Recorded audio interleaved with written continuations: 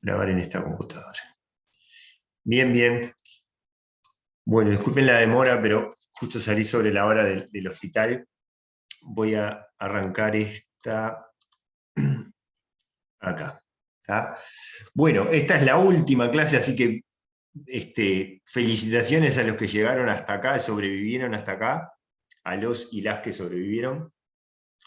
La idea mía en esta última es hacer un redondeo final del curso, un repaso por los grandes temas que vimos y priorizarles una vez más los temas centrales de cada uno de los teóricos, módulos, temáticas que vimos.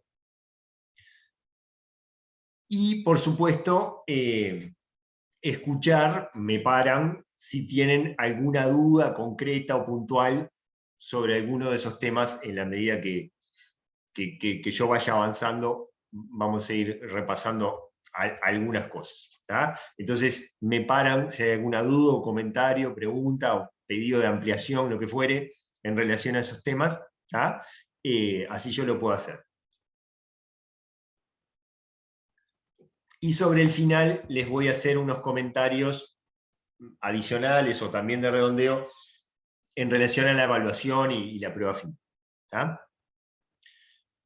En el curso, a grandes rasgos, vimos, esto es transversal a todo el curso, estos tres grandes cosas. Bases, las bases biológicas, celulares, moleculares, las herramientas, sobre todo de análisis del genoma, eventualmente puede ser de modificación del genoma, ¿sí? Y las aplicaciones, pensando sobre todo en medicina, pero eventualmente en medicina y en genética humana, obviamente, como era el objetivo del curso, pero eventualmente tanto las bases como las herramientas como las aplicaciones pueden ser en otros organismos similares. Entonces, las bases, que es lo que vimos, y sobre todo lo vimos desde sus generalidades, pero sobre todo, y esto es el grueso de las discusiones grupales, por eso las discusiones grupales eran tan importantes, a partir del análisis de casos problema o de situaciones problema, que también las vimos en las evaluaciones continuas, digamos, ¿no? Eran pequeños problemitas o pequeñas viñetas a partir de las cuales se hacían las preguntas. ¿sí? Entonces, ¿qué vimos de las cosas de base? Un repaso de los mecanismos de herencia y cómo los vemos, cómo los analizamos en familias humanas, que no es lo mismo andar cruzando moscas en un laboratorio o semillitas, como hacía Mendel, que en las familias humanas. Y ahí, bueno, tenemos entonces los losigenéticos que son autosómicos o ligados a los cromosomas sexuales. Como las peculiaridades que tienen los genes, los loci, que están en el cromosoma X o en el cromosoma Y. Siempre yendo desde lo más simple a lo más complejo. Lo más simple, ¿qué sería?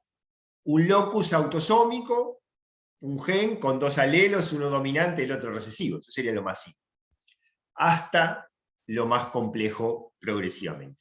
Por eso fue que fuimos viendo cosas de rasgos monogénicos, oligogénicos, poligénicos y multifactoriales, ¿no? Dando por multifactoriales o complejos, es decir, lo mismo, lo usamos un poco como sinónimo, ¿no? Donde ahí se ven interacciones entre genes, muchos genes, pueden ser decenas o centenares de genes, y factores ambientales. A su vez, las variantes genéticas que analizamos pueden ser de novo o heredadas, básicamente. Pueden estar en todas las células, en una alteración constitucional, o sea, ya estaba en el cigoto, y por lo tanto está en todas las células derivadas de ese cigoto, o estar en mosaicos, en un mosaicismo. Somático, cuando involucra algunas células postcigóticas, o gonadal, cuando involucra algunas células postcigóticas que van a formar parte de las gónadas, o sea, de las células germinales que van a dar origen mediada una meiosis a la siguiente generación. las consecuencias de un mosaicismo somático versus germinal son evidentes entonces en relación a la posibilidad o no de ser transmitidas a los descendientes. Este es un esquemita que ya lo habíamos visto, pero es muy, muy central y muy útil, y por eso lo quiero repasar, ¿no? Lo que sí me tienen que disculpar que yo tengo que achicar acá un poco porque no me deja ver bien nunca el zoom. Ahora sí. Entonces, si un individuo tiene una mutación, en este caso este niño, ¿de dónde salió esa mutación? ¿Cuáles son todas las posibilidades para que trazar el origen de esa mutación? Que sea heredada de un progenitor, en este caso el padre, sería lo más sencillo. Que el padre tenga un mosaicismo gonadal, o sea, tenga algunas células de su cuerpo con esa mutación, algunas células que son células que van a dar origen a espermatozoides en ese caso, y que la transmitan al niño, y el niño la va a tener en toda su célula porque va a estar en el cigoto y de ahí. O que el padre tenga un exclusivo mosaicismo gonadal, o sea, solo una alteración en células en un testículo, que den origen a espermatozoides con la mutación, y el niño la va a tener en todas sus células. En el medio puede ser de nuevo, no la tiene el padre, no la tiene la madre, ¿ah? Y entonces ocurre o en el espermatozoide, o en el óvulo, o en el cigoto mismo, ¿sí? Y entonces de nuevo va a estar en todas las células del niño. O que la mutación que tenga el niño sea un mosaicismo somático, o lo que es decir lo mismo, postcigótica. No la tenía el padre, no la tenía la madre, no la tenía el cigoto, pero aparece en algunas células que se dividen por mitosis a partir del cigoto. Y ahí básicamente hay dos posibilidades. Cuanto más temprano sea ese error, en más células va a estar, y cuando es más tardío, esto sería la G, es más acotado el volumen de células en el que está, porque ese error en una mitosis y que se transmite a las células hijas de esa mitosis, es una población de células más chicas. Esto es otra forma de ver lo mismo, ¿no? La tiene el padre en todas sus células, o un parental, la tiene el individuo en todas sus células a través de un espermatozoide o un óvulo. La tiene un parental en una gónada, pero la va a tener el cigoto y el embrión y el individuo en todas sus células, y a partir de acá se va a transmitir, al igual que en la primera parte, porque lo va a tener en todas sus células, incluidas las germinas. O puede haber un mosaicismo, no lo tienen los parentales, aparece en algunas células durante el desarrollo embrionario y está en algunas células. Si ese mosaicismo no involucra las células gonadales, no va a ser transmitido a la siguiente generación. Y la parte D es en realidad, esto ya es lo que vimos, por eso decía, es otra forma de ver lo mismo, la parte D sí agrega que para ciertas poblaciones celulares, las hematológicas son las típicas, ciertas aberraciones en mosaico se pueden ir adquiriendo con la edad, o apareciendo con la edad. ¿Ah?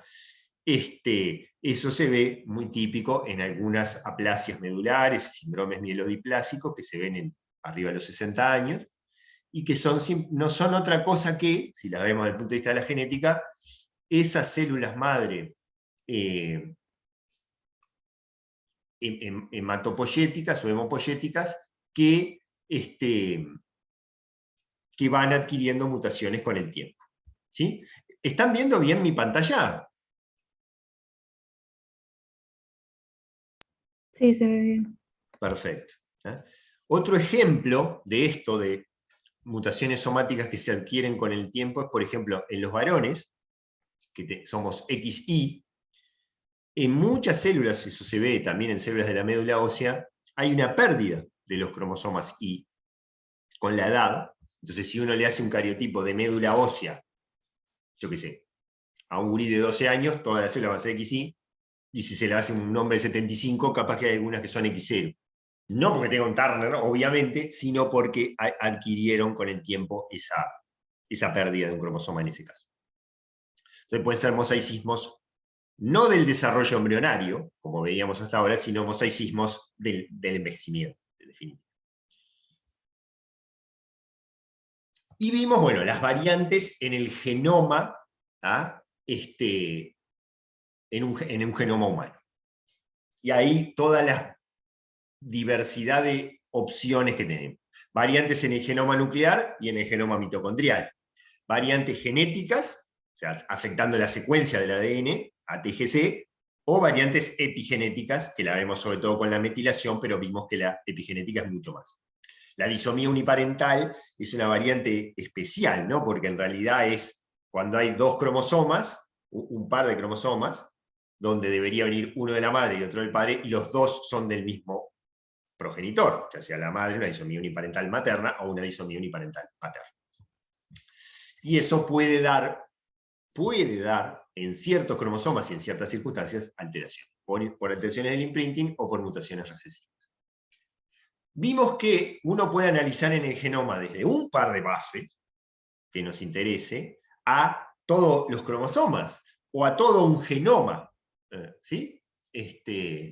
O a todo el genoma completo, un genoma haploide o eventualmente un genoma diploide. Por eso hablábamos de enfermedades genéticas y enfermedades genómicas, donde vimos algunos ejemplos donde no hay un gen en particular afectado, sino una región del genoma, que está de más o de menos, o con un cambio epigenético, o con un cambio de la cromatina, y eso genera una enfermedad.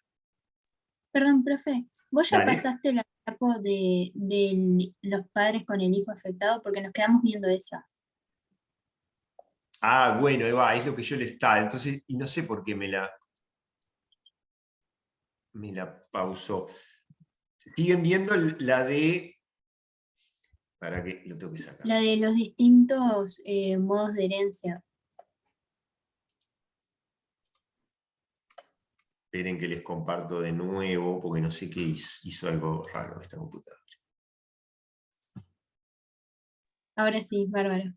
Está. Ustedes se quedaron viendo esta.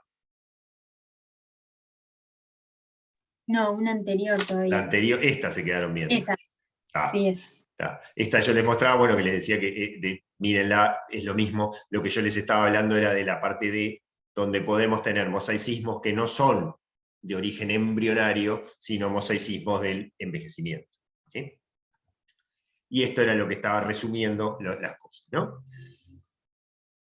Y estaba por acá, ¿no? Genoma nuclear mitocondrial, genético epigenético, la disomía uniparental, que es como un caso especial, los niveles desde un par de base a todo un cromosoma o a todo el genoma, las enfermedades genéticas y las enfermedades genómicas, los mecanismos patogénicos, ganancia y pérdida de función, eso es muy esquemático, pero como primer esquema está bien.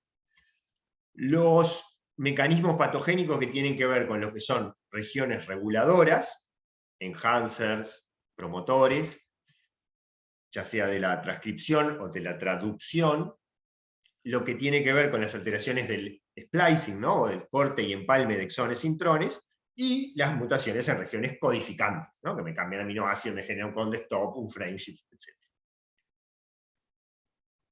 Mecanismo patogénico 3, el relación entre el tipo de variante o los tipos de variantes y los mecanismos patogénicos más probables. Por ejemplo, una mutación que genera un codón de stop al comienzo de la proteína, lo que debería causar es una pérdida de función. ¿Sí? Casi siempre es así. Las mutaciones que son de ganancia de función en general son de cambio de sentido, o missense, cambia un aminoácido por otro, lo cual hace que esa proteína gane una función. Otra mutación típica de ganancia de función es la duplicación, o sea, hay demás. Pero uno nunca esperaría que un codón de stop, sobre todo si es al comienzo de la proteína, genere una ganancia de función, va a generar una pérdida. Y si está en homocigosis, va a generar una pérdida de función total de ese gen. Y después vimos mecanismo patogénico 4, la relación entre el tipo de variante y el modo de herencia, ¿no? Las variantes de pérdida de función y que se expresan solo cuando están en homocigosis son recesivas. Las variantes de pérdida de función que se expresan en heterocigosis, donde hay una haploinsuficiencia, o sea, tengo una bien y una mal, pero con la bien no, solo con una no me alcanza, eso es haploinsuficiencia, esas van a ser dominantes. Y después los mecanismos de ganancia de función y dominancia negativo, mecanismo dominante negativo, que en general son de expresión dominante. ¿Ya? Esto es lo que estábamos diciendo, ¿no? Podemos ver desde base por base del ADN, de repente a mí me interesa una sola base para saber si el mío tiene tal o cual mutación, al nivel de microdeleciones o microalteraciones, que las puedo ver con un FISH, con un MLPA, con una RSGH, a nivel cromosómico, lo voy a ver con un cariotipo, o de todo el genoma, si hago una secuenciación de genoma completo o una secuenciación de exomas. ¿Sí? Este es otro esquema que también vimos, ¿no? Acá, cuando yo hablo de niveles, en realidad estoy hablando de dos cosas. Uno es el nivel en el sentido de tamaño, la escala, como dice acá, de la variación genómica, desde una base a todo un cromosoma. Otro es el nivel en el sentido del flujo de la información genética en la célula. Lo puedo ver en el ADN, pero lo puedo ver también en el ARN, que puede secuenciar ARN o medir cantidad de ARN. O lo puedo ver en una proteína. Se puede ver, se puede dosificar una proteína. Se puede ver la función, sobre todo de las enzimas, la actividad enzimática. Se puede ver la estructura de una proteína, si está alterada. Eso se hace en general en las alteraciones de la hemoglobina, de la estructura. Si son enzimas, lo puedo ver a nivel de los metabolitos que esas enzimas codifican. Y también lo puedo ver a nivel epigenético. ¿Sí? Cuando hablo de epigenética, en realidad estoy hablando, en general no estoy hablando de un gen, estoy hablando de una región de un cromosoma, una región genética. Por eso es tan importante y acá hay otros niveles, los niveles de organización o de estructuración, los niveles de complejidad, si ustedes quieren, en los cuales uno puede analizar las cosas de la genética. A nivel molecular, a nivel cromosómico, a nivel del individuo, o familias, o poblaciones, pero es el nivel del individuo. Ahí vienen los conceptos de ligamiento y de asociación, ¿no? Donde el ligamiento uno lo estudia en familias y la asociación lo estudia en poblaciones. Ahí viene la genética de poblaciones, la epidemiología genética que también vimos, y que también vimos las herramientas genéticas de identificación humana. O sea, en una población, decir, no, este es el padre de este. ¿Ah? O en una población decir, no, esta muestra es la muestra de sangre, es de este individuo. Siempre hablando de lo más sencillo a lo más complejo, este esquema que mostré como 15 veces ya en el curso, ¿no? Donde tenemos una variante en un gen que es la causa o la principal causa de un fenotipo y que es muy poco o a veces nada influida por otros factores. Y en el otro extremo, lo poligénico y en gran interacción con factores ambientales. ¿Ah? Entonces, la diferencia ¿cuál es? Es obvia, ¿no? Yo puedo decir un individuo si tiene esta variante que va a tener tal fenotipo, o que seguro tiene tal fenotipo sin mirarlo. En cambio, porque tenga esta variante yo no puedo decir eso. Puedo decir, en el peor de los casos, tiene una variante de mayor predisposición al asma, por poner un ejemplo. Y este es otro esquema sobre el que volvimos varias veces, donde se cumple en general la regla que muestra este esquema, donde si uno grafica la frecuencia poblacional o la frecuencia alélica de una variante contra lo que sería la penetrancia, o más que penetrancia, me parece un concepto mejor, el efecto sobre el fenotipo, a grandes rasgos se cumple esto, ¿no? Variantes de baja frecuencia, salvo excepciones muy excepcionales, variantes de baja frecuencia, con alto efecto. Eso es lo que llamamos rasgos monogénicos. Serán dominantes, recesivos, ligados al eje, autosómicos, pero monogénicos. Variantes frecuentes, polimórficas, se le llama también, de bajo efecto sobre el fenotipo, pero sumatorio, acumulativo, pueden ser responsables de rasgos poligénicos multifactoriales. Hay algunas variantes, o algunas variantes en algunas poblaciones, que están a mitad de camino, una frecuencia no tan baja y un efecto intermedio.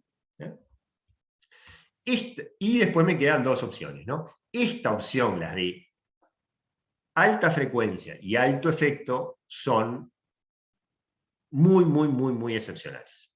¿Mm? Y a lo sumo las puedo ver en algunas poblaciones, por ejemplo, la anemia falciforme en afrodescendientes. En algunas poblaciones de África, la anemia falciforme, el alelo de la anemia falciforme, llega a una frecuencia del 10% de frecuencia poblacional. Y tiene un efecto en homocigosis, un efecto altísimo. Es un ejemplo justamente excepcional y el que siempre se cita por eso. Pero es en alguna población. Y después estas otras, las que son raras, en el sentido de poco frecuentes, y cuando digo raras muchas veces son rarísimas, o sea, solo se han encontrado en una familia, hasta ahora, y que tienen un efecto a veces nulo, y a veces muy menor, para favorecer algunas enfermedades o determinar algunos rasgos fenotípicos. Esos se encuentran, o se empezaron a encontrar en los últimos años, a partir de la secuenciación masiva, porque de otra manera, si no, no las encontramos.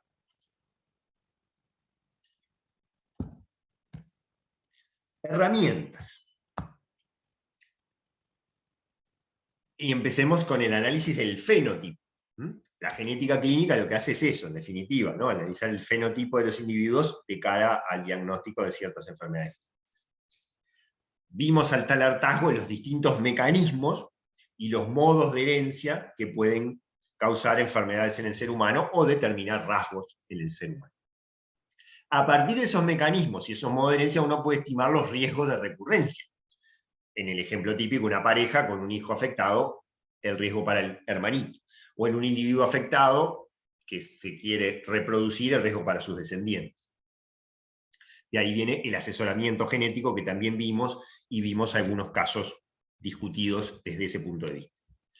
Y vimos algunas cositas de screening y diagnóstico prenatal, porque así como se pueden hacer diagnósticos en un individuo ya nacido, se puede hacer también, es una gran parte de la medicina reproductiva, de la medicina prenatal y de la genética, el screening y el diagnóstico prenatal.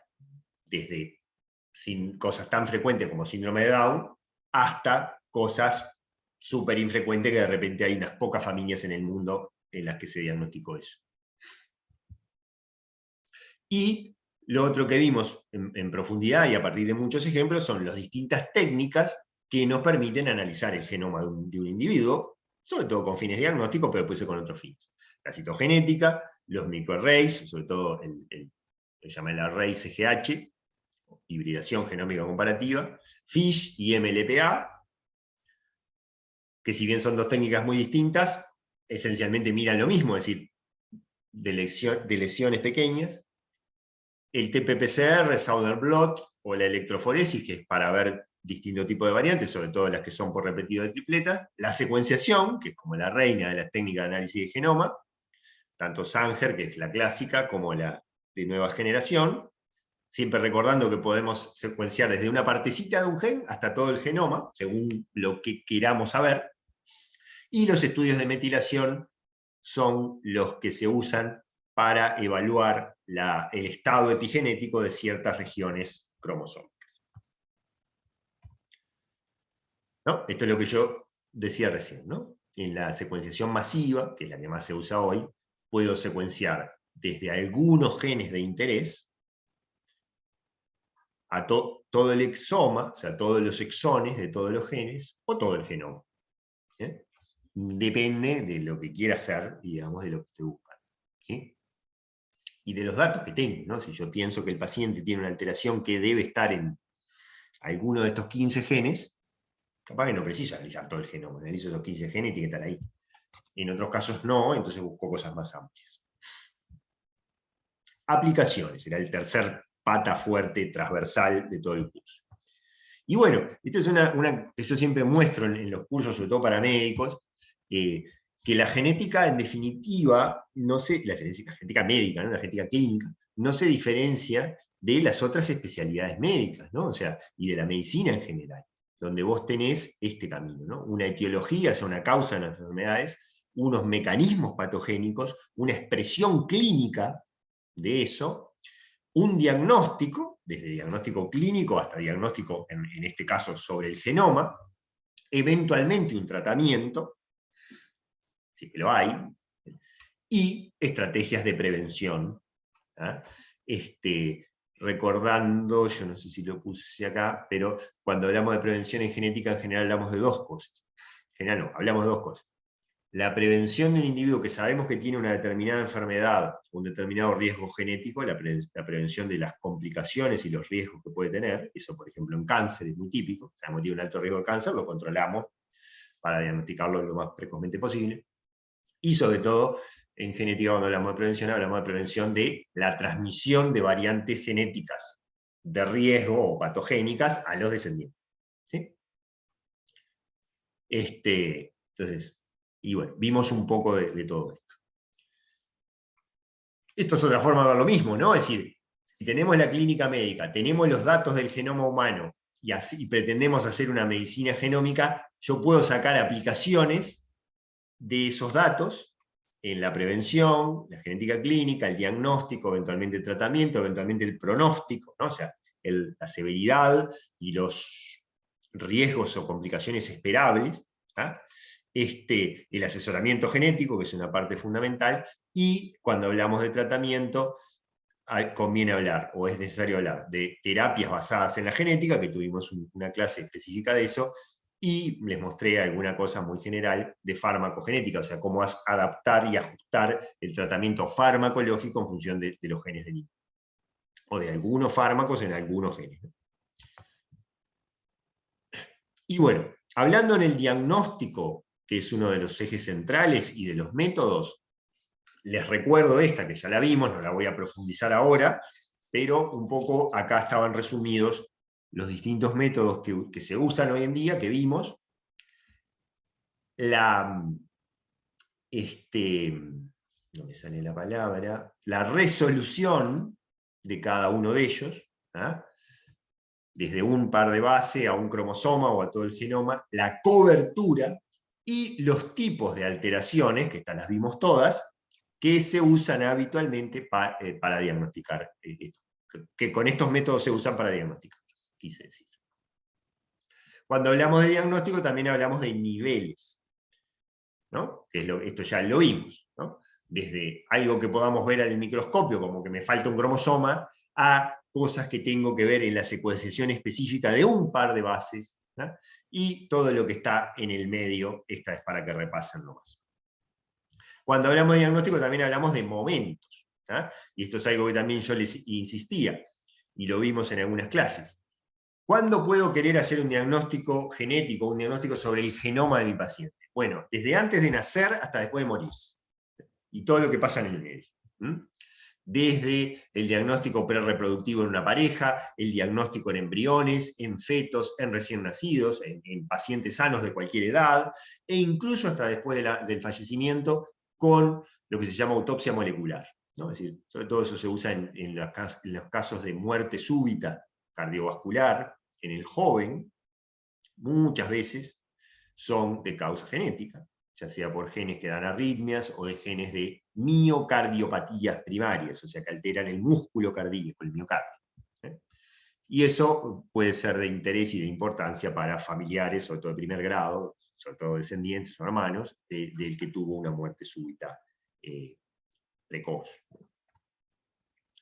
Y cuando hablamos de diagnóstico, también los usos que le vamos a dar a ese diagnóstico. ¿Ah? Uno de ellos es la prevención, ¿ah? Y entendiendo por prevención, en este caso, de la transmisión de variantes. Entonces uno puede hacer un screening de heterocigotos en una pareja, para ver si son los dos heterocigotos para algo recesivo, o la señora es heterocigota para algo recesivo ligado al X, y puede tener hijos varones afectados. O pueden tener alteraciones cromosómicas balanceadas, sobre todo translocaciones, que no les van a dar ningún problema a ellos, pero le pueden dar problemas a sus descendientes. Se puede hacer un diagnóstico prenatal o se puede hacer un diagnóstico genético preimplantacional, ¿no? Lo que es decir lo mismo, selección de embriones. Y también podemos hacer una prevención, lo que yo decía hoy, de enfermedades o complicaciones, ¿no? Acá viene el tema de screening genómico, es decir, analizar los genes de un individuo sano, en teoría, a ver si no tiene ciertos riesgos que no sepa, guiado o no por los antecedentes familiares, ¿no? Claro, si tu madre tuvo cáncer de mama, tu tía tuvo cáncer de mama, tu abuela tuvo cáncer de mama, ahí, ¿qué gene te vas a buscar? Lo de cáncer de mama. Pero en otros casos no tenés esos antecedentes familiares, entonces se puede hacer más amplio. La farmacogenética y los scores poligénicos de riesgo, cuando hablamos de herencia poligénica, los vimos, no en detalle, pero les mostré unos cuantos ejemplos. Este es otro esquemita también que yo siempre uso, sigo hablando de lo mismo, ¿no? El uso de la información genética y sus potenciales aplicaciones. Esto es algo que no vimos, y que yo no tengo ni idea, que es el uso de los datos genéticos. En realidad vimos lo mencionamos, ¿no? El uso de los datos genéticos para diseñar nuevos fármacos o descubrir nuevos fármacos.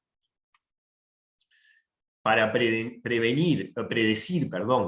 el riesgo de enfermedades, tanto monogénicas como poligénicas, como todo lo que está en el medio, y para guiar el tratamiento a lo que sería farmacogenética, tanto en variantes heredadas o variantes constitucionales como en variantes somáticas. Esto se usa mucho en hemato-oncología. Hoy en día, los pacientes con leucemias, linfomas, que tienen un grupo de células hematopoyéticas anormales, digamos, muchas veces se tratan en base a características de esa línea celular maligna específica. El ABL-BCR es el más común, pero hay 80 más. Y hay tratamientos específicos para esas alteraciones somáticas. Este es un gráfico muy interesante donde muestra, hay que verlo como las dos caras de una moneda, ¿no? Las grandes potencialidades del uso de la información genética en prevención y las limitaciones actuales de eso. ¿Por qué? Porque yo tengo acá en esto es para enfermedad de Parkinson, ¿sí? Segunda enfermedad neurodegenerativa en frecuencia. Esta es la edad del individuo o el paso del tiempo, y esta línea negra gruesa es la aparición de los signos motores del Parkinson, signos y síntomas motores del Parkinson, que son los típicos, ¿no? El temblor, la rigidez y la bradiquinesia, o sea, la lentitud de movimientos.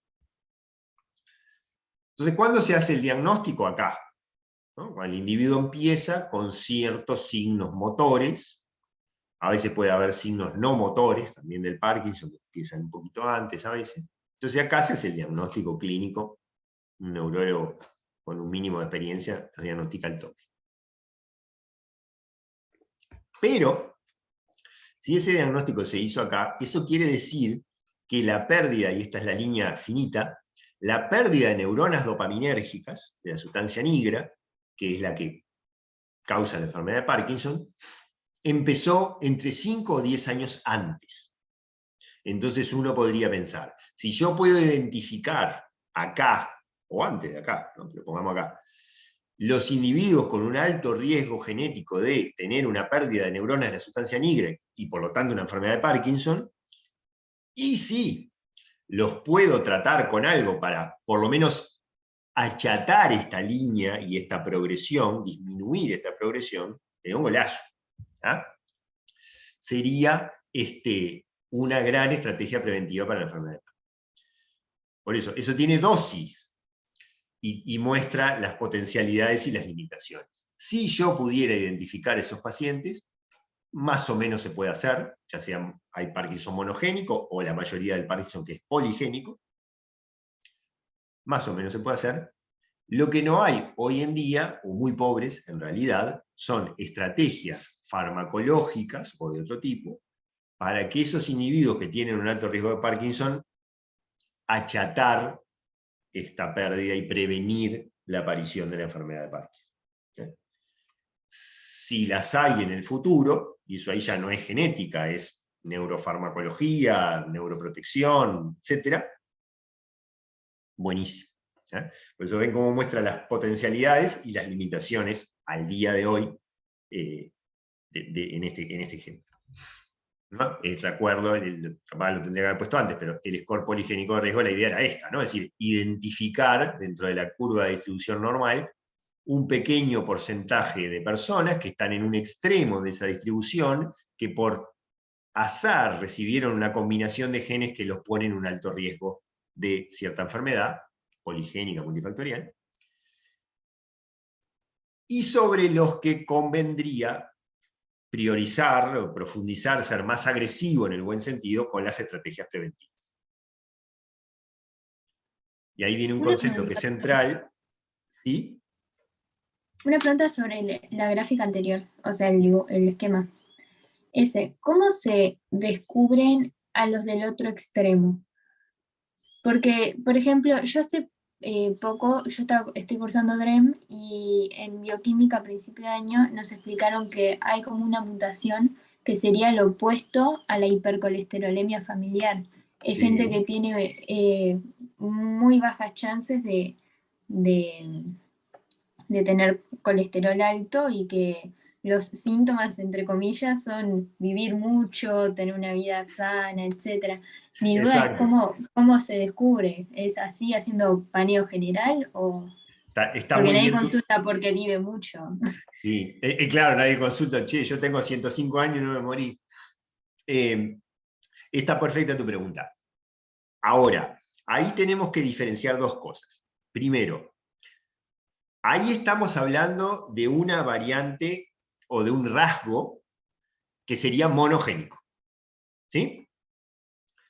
Hipercolesterolemia familiar, una mutación de alto impacto que produce un aumento brutal del colesterol y del riesgo cardiovascular.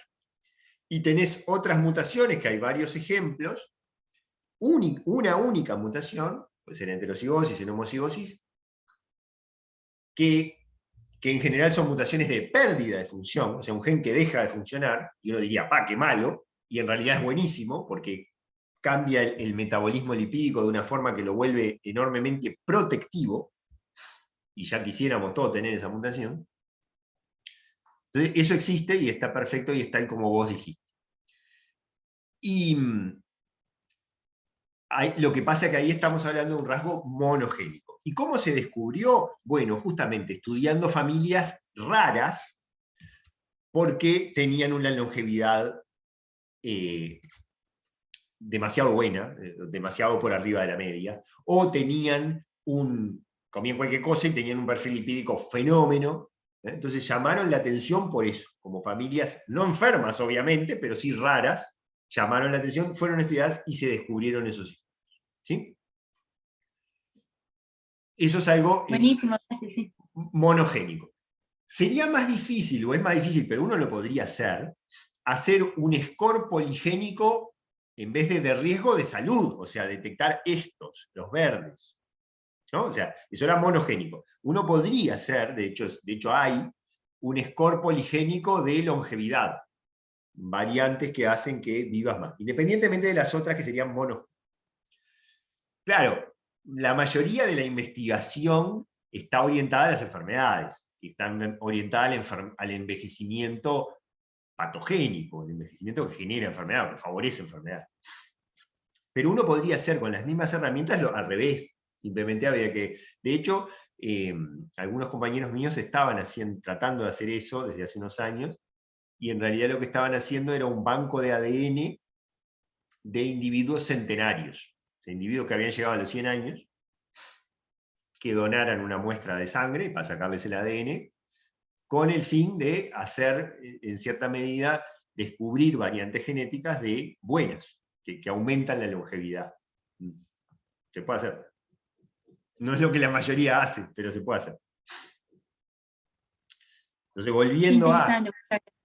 Sí. ahí va, volviendo a los diagnósticos, ¿no?, de enfermedades, siempre hay que tener en cuenta, si uno quiere hacer un diagnóstico genético, ya sea monogénico, poligénico, oligogénico, lo que sea, este trío, digamos. Que sea para la persona indicada, o sea, que realmente le sirva, el test indicado, ¿no? ¿Para qué me sirve hacerle un cariotipo a uno que yo en realidad lo que quiero ver es un score poligénico de riesgo para Alzheimer? Y la interpretación adecuada. Tengo que saber, después que tengo los resultados y las variantes genéticas que tiene con el test que haya hecho, qué quiere decir eso, qué información me da, qué información no me da, y bueno, qué decisiones se pueden tomar con eso. de forma tal de nuevo, aportar herramientas desde la genética para el seguimiento, la prevención de complicaciones, la guía del tratamiento, evaluar la efectividad del tratamiento y evaluar, esto sobre todo para cáncer, la reaparición de la enfermedad, ¿no? O sea, por ejemplo, en algunas leucemias le hacen el estudio genético para ver variantes somáticas de riesgo y de respuesta al tratamiento, le hacen el tratamiento, esas células, si anduvo bien el tratamiento, desaparecen de la sangre, entonces vos podés hacer el estudio genético para detectar esas variantes que no están en la sangre porque desaparecieron las células, porque el tratamiento fue efectivo, y podés monitorearlas cada tanto a ver si vuelven a aparecer esas variantes genéticas, quiere decir que volvieron a aparecer de las células malas, las malignas. ¿Ya? Entonces tenés que hacer de nuevo el tratamiento. Eso en las leucemias y en las linfomas se hace mucho. ¿Ya? Entonces, en realidad se hace un seguimiento a partir de variantes genéticas o variantes cromosómicas, somáticas, hematopoyéticas en definitiva, para ver si responde al tratamiento, tiene que desaparecer, y si vuelven a aparecer, hay una recidiva, una reaparición, y hay que tratarlo de nuevo. Hay todo un gran tema que vimos unas clases introductorias de las aplicaciones de la genética en cáncer. ¿Ya? Variantes somáticas, variantes germinales o constitucionales, en ADN, en ARN, en proteoma, para diagnóstico, para pronóstico, para selección de tratamiento. Hay para todo lo que se les ocurra. Genética de cáncer tienen para entretenerse toda la vida. Nosotros les mostramos, mis compañeras tuvieron la amabilidad de mostrarles en sus clases una introducción a esos temas. Y lo mismo, si hablamos de tratamiento, las terapias basadas en herramientas de la genética. Terapia génica posta, o sea, meter un gen que no anda y meter el gen que anda. Los basados en CRISPR y lo que se llama edición genómica. El desarrollo de fármacos para mutaciones específicas o para alteraciones genéticas específicas. Y otras terapias, que no son necesariamente terapias génicas, pero sí están basadas en la genética, porque el conocimiento de la genética permite desarrollar terapias. Con el ejemplo que una compañera decía recién de la hipercolesterolemia familiar y de un perfil lipídico favorable, muchos se están empezando a ver terapias que lo que hacen es imitar el efecto de esas mutaciones, ¿no? O inhibir ciertos genes que se sabe que si andan de más alteran el perfil lipídico y que si andan de menos lo mejoran. Se han generado anticuerpos u otros fármacos que inhiben esa proteína. Entonces, en definitiva, están imitando el efecto de una mutación natural que es buena. Entonces, se pueden desarrollar fármacos de esa forma. ¿Sí? El conocimiento molecular, de los mecanismos moleculares, te permite desarrollar fármacos dirigidos. Y ahí vimos algunos ejemplos, yo les mostré cuando hablamos de aplicaciones, y con la Checha vieron también algunas cosas más de terapia génica propiamente en el video, en realidad, como este tipo de cosas que, bueno, ahí es todo un mundo, y pueden dedicarse toda la vida a estudiar terapia génica, con qué vector se usa, qué tipo de células, si se pone ADN, se pone ARN, se pone un virus, se sacan las células, se hace la terapia génica in vitro y se vuelven a por las células, o se mete la terapia génica directo en el individuo, por intravenosa, en el líquido cefalorraquídeo. Hay 800 variantes según el gen, según el fenotipo y según las células a las que quiera llegar. Vimos una mínima introducción a eso porque si no es imposible. Es un ejemplo de un fármaco recientemente desarrollado, 2020, que es esto es lo que decía una compañera recién, ¿no? Las variantes de pérdida de función de este gen, ANGPTL3, se asocian con una protección contra la aterosclerosis. ¿Ya? Y entonces aquí desarrollan un anticuerpo monoclonal que inhibe la proteína ANGPTL3 y es beneficioso para la hipercolesterolemia familiar homozigota. Lo que yo decía recién. Entonces, el descubrimiento de que mutaciones de pérdida de función en este gen son buenas, permitió el desarrollo de un fármaco que imita eso, no a nivel del gen, no alterando el gen, pero sí la proteína, inhibiendo la proteína, el cuerpo monoclonal lo que hace es eso. Entonces simulan el efecto de la mutación buena, y es un fármaco, un anticuerpo farmacológico, un inmunofármaco, diseñado, digamos, a partir del conocimiento de la genética molecular de eso. Acá está claro, uno podría hacer, y de hecho hay acá en este artículo plantean las tres opciones, ¿no? Uno podría decir, bueno, no tener el gen ANGPTL3 es bueno. Se acabó la discusión. ¿Cómo puedo hacer yo? Puedo eliminar ese gen con una edición genómica.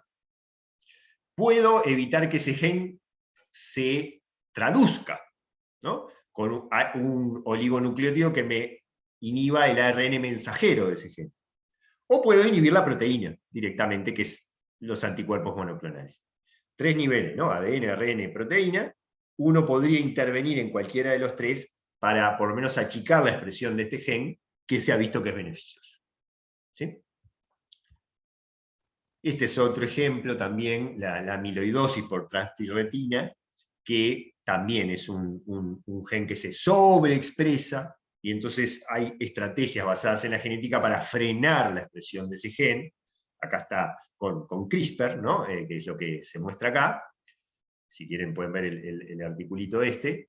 No nos interesa el ejemplo específicamente, sino pero a ver lo que se puede hacer. Y esto es acá lo que publican, esto es del año pasado, 2021, un sistema basado en CRISPR para frenar la expresión de este gen, que si se expresa además da la amiloidosis, que es un depósito de proteínas en los tejidos que dañan los tejidos, que puede ser muy severa, sobre todo a nivel cardíaco. Bien, yo creo que un poco todo esto que les estuve mostrando ahora muestra de otra manera, uno puede verlo en el cronograma, vean el cronograma y vean este PowerPoint, que ya se lo subí en el EVA, está al principio, y van a ver que más o menos es dos formas distintas de ver lo mismo, siendo lo mismo, los temas y los puntos centrales que vimos a lo largo del curso. ¿Sí? Que quería repasarlos con ustedes y ordenarlos y, por supuesto, tratar de responder preguntas si las hay o comentarios que estaban muy buenos. ¿Preguntas, dudas de algo hasta acá? O mejor dicho, de lo que acabo de mostrar o de cosas puntuales que les hayan quedado del curso. Tienen un mes ahora para dar la prueba para estudiarlas y preguntarlas si les surgen. Pero si tienen alguna de ahora, con gusto trato de responder.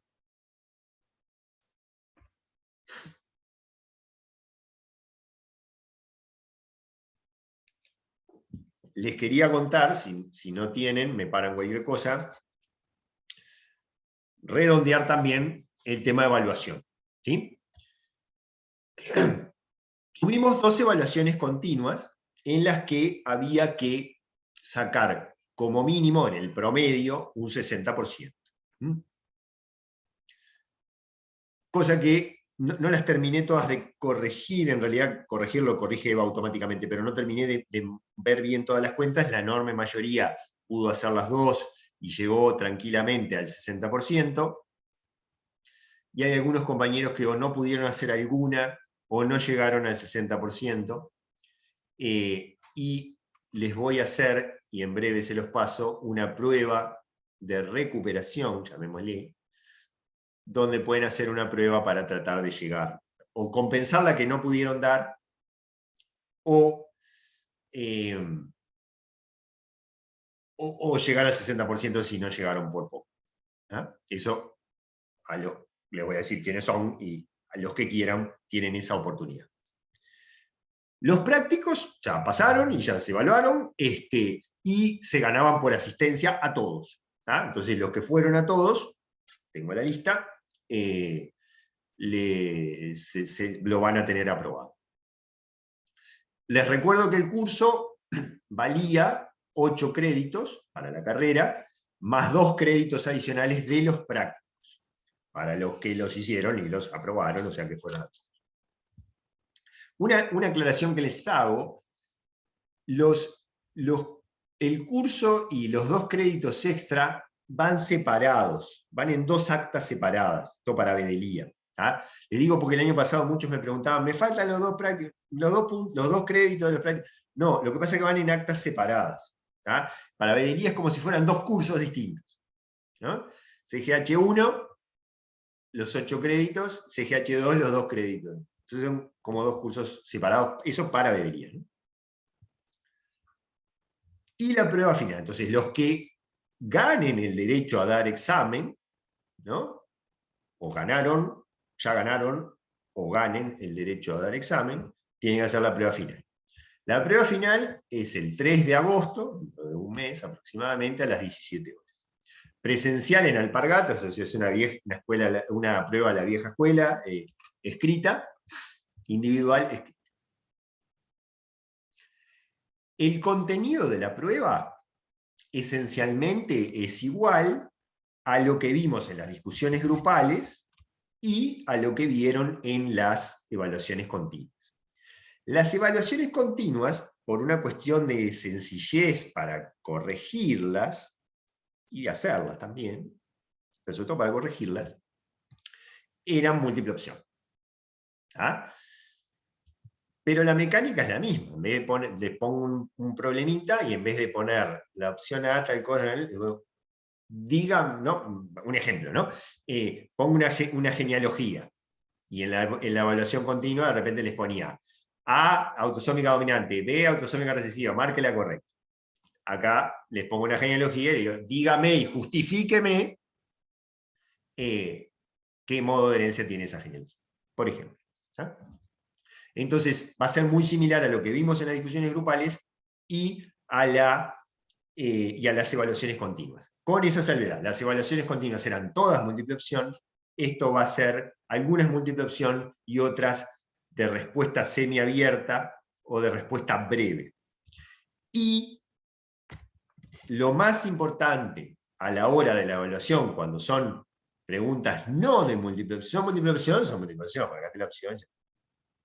Pero las que no son de múltiple opción, lo más importante es justificar lo que estás poniendo. Entonces vos me pones una cosa, ¿no? Y si lo justificás bien, a veces, aún estando incorrecta la respuesta, si está bien justificada y bien pensada, vale como correcta, porque lo que quiere decir es que aprendieron y aprendieron las herramientas y a usar las herramientas. El eje central de la evaluación no es la memoria, nadie se acuerda de memoria de todas estas cosas, no. El eje central es que en esas bases, herramientas y aplicaciones que yo les mostré ahora, ustedes hayan sacado cosas que las pueden usar para resolver situaciones, casos concretos y problemas. Esa es la evaluación. 60% para la aprobación, también, contado de alguna manera. Para los que no puedan dar ahora, o den y pierdan la prueba, el segundo periodo es en diciembre.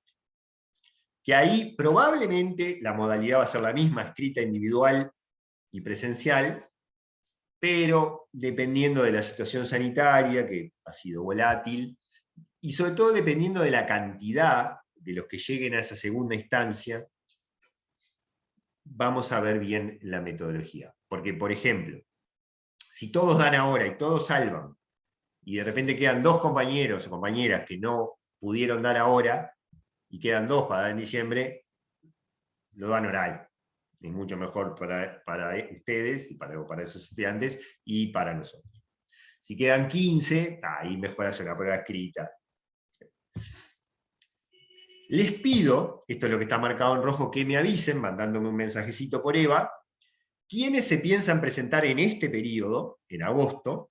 Esto es solo para yo tener una idea si se van a presentar 10, 20 o 40, y cuántas pruebas tengo que imprimir. Solo para eso. No es que tengan que anotarse, ya están anotados, solo para tener una idea grosera de si imprimo 10 pruebas o 50. ¿Está?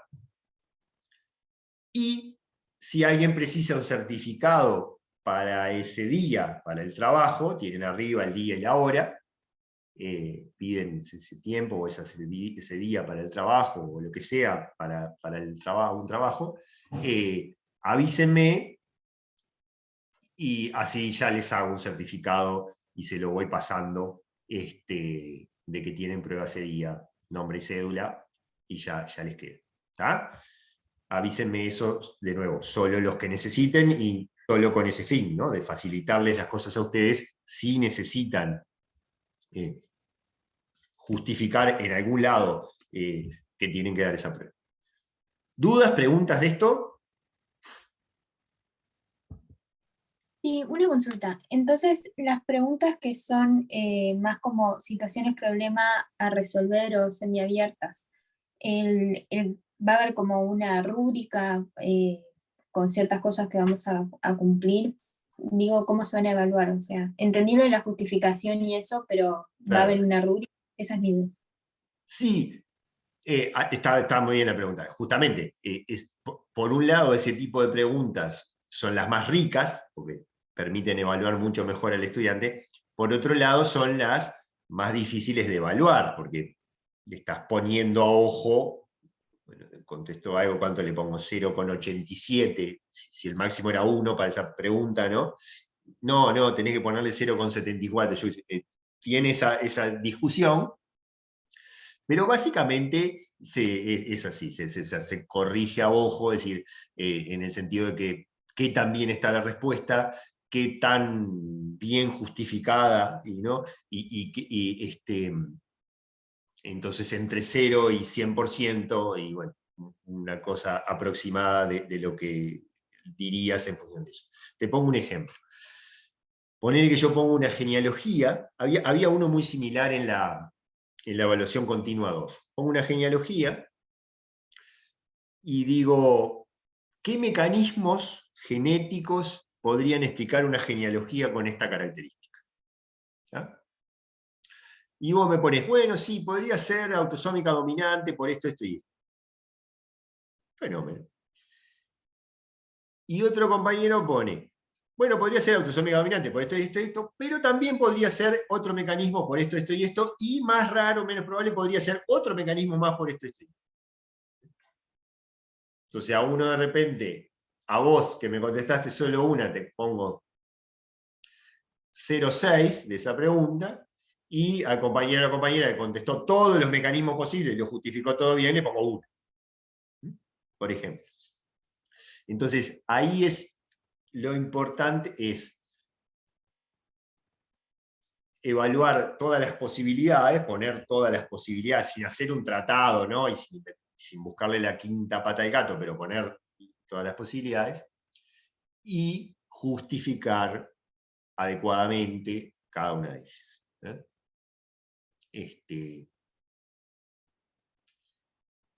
Otro ejemplo, yo te pongo un caso de un individuo que tiene un mosaicismo. Y entonces pregunto, ¿hay posibilidades de que uno de sus hijos tenga una alteración por ese mosaicismo? Entonces uno me contesta, no, porque si es un mosaicismo somático, no va a ser transmitido a los descendientes, y entonces los descendientes, hijos o hijas, no van a tener esa alteración. Está bien. Pero, pone otro, si fuera un mosaicismo gonadal, o sea, que involucra células germinales que van a dar origen a óvulos o espermatozoides, según el caso, podría ir esa variante, esa mutación en un óvulo o un espermatozoide, y podría un hijo o hija tener esa mutación. Un punto. ¿Sí? ¿Se entiende? Sí, bárbaro. Y después otra duda, pero más a efectos prácticos, no tenés por qué saberlo ahora, obviamente me imagino, pero si después nos podrías comunicar, no sé, la cantidad de preguntas, el tiempo para responderlas y tal, y eso para irnos mentalizando más que nada, Sí. nada, estaría bueno, nada más.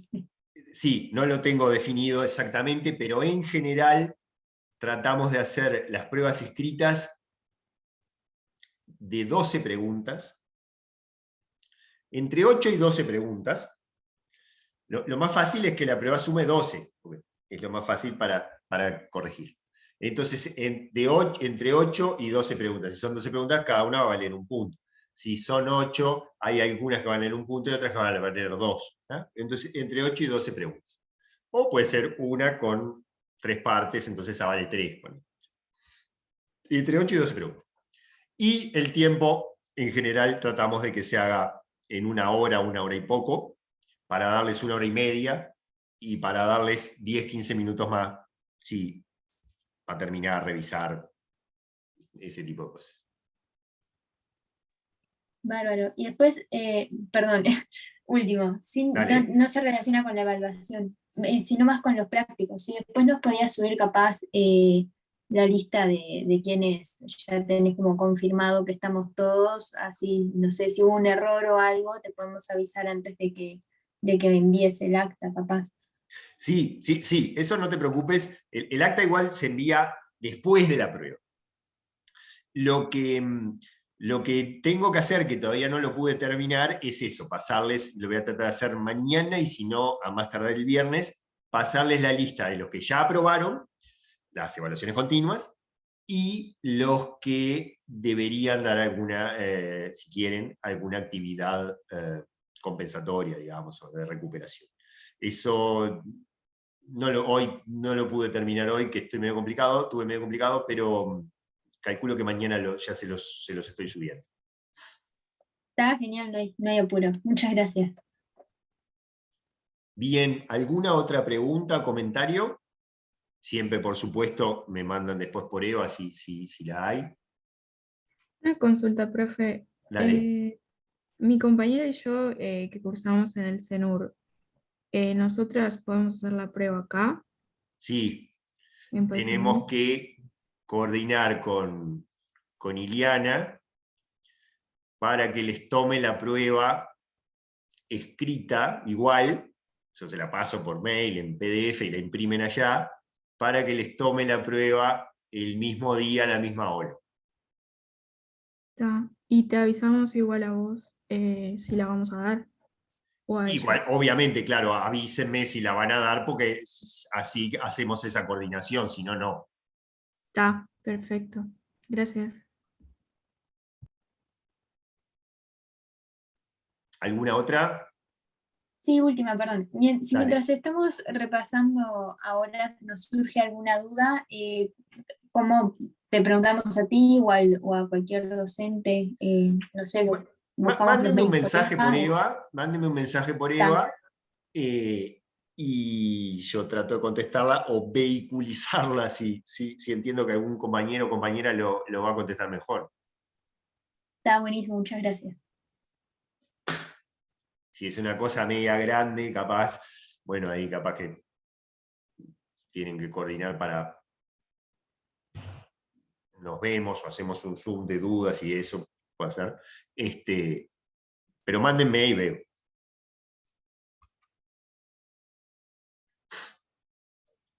Bueno, muy bien. Voy a dejar de